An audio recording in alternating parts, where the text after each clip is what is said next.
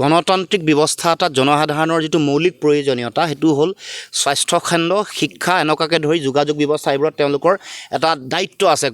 কিন্তু এতিয়া দেখিছোঁ যে শেহতীয়াকৈ চৰকাৰী চিকিৎসা ব্যৱস্থাটো অত্যধিক কৰ বা অত্যধিক মাচুল বৃদ্ধিয়ে মূল্য বৃদ্ধিয়ে সাধাৰণ জনতাক প্ৰচণ্ড ৰূপত অন্যায় কৰিছে। 20% পৰা আপুনি ক'বৰ দৰে 200%লৈকে মূল্য বৃদ্ধি হৈছে।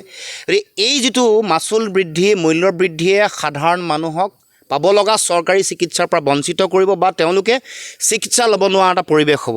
এই গোটেই কথাটোৰ যোগেদি ৰাজহুৱা খণ্ডৰ চিকিৎসা ব্যৱস্থাটোক ব্যক্তিগত খণ্ডৰ হাতত অৰ্পণ কৰিবৰ কাৰণে চৰকাৰৰ যিটো কূটকৌশল ষড়যন্ত্ৰ তাৰে এটা অংশ হিচাপে ইতিমধ্যে ৰাইজে সকলো উপলব্ধি কৰিছে। গতিকে আহ্বান জনাইছোঁ যে স্বাস্থ্য সেৱাৰ দৰে স্বাস্থ্য খণ্ডৰ যিটো মৌলিক যিটো প্ৰয়োজনীয়তা মানুহৰ জীৱনৰ কাৰণে প্ৰয়োজনীয়তা এই স্বাস্থ্য সেৱাত সকলো আচলতে বিনামূলীয়া কৰিবৰ কাৰণে চৰকাৰে ব্যৱস্থা গ্ৰহণ কৰিব লাগে। এইটো জনকল্যাণকামী এখন চৰকাৰৰ গণতান্ত্ৰিক ব্যৱস্থা এটাত দায়িত্ব।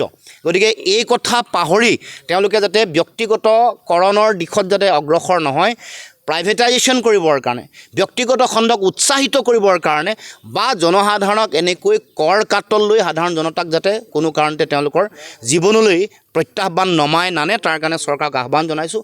তেওঁলোকক আহ্বান জনাইছোঁ প্ৰয়োজন সাপেক্ষে আগতে যিবোৰ ফিজ আছিল তাতকৈ কমাইহে যাতে সাধাৰণ মানুহৰ পৰা ফিজ লয়, অন্যথা এনে কৰ কাটলত জুৰুলা অত্যাৱশ্যকীয় সামগ্ৰীৰ মূল্য বৃদ্ধিত সাধাৰণ মানুহৰ জীৱন যাত্ৰা কুঙা হৈছে। তাৰপিছত আকৌ স্বাস্থ্যখণ্ড বা শিক্ষাত যদি আকৌ অত্যধিক মাচুল যদি জাপি দিয়ে ভাবোঁ সাধাৰণ জনতা তেওঁলোকে জীয়াই থাকিব নোৱাৰিব, তেওঁলোকৰ জীৱন জীৱিকা দুৰ্বিবহ হৈ পৰিব। গতিকে সেই সিদ্ধান্ত উইথড্ৰ কৰিবৰ কাৰণে প্ৰত্যাহাৰ কৰিবৰ কাৰণে চৰকাৰক আমি অসম জাতীয় পৰিষদে আমি দাবী উত্থাপন কৰিছোঁ।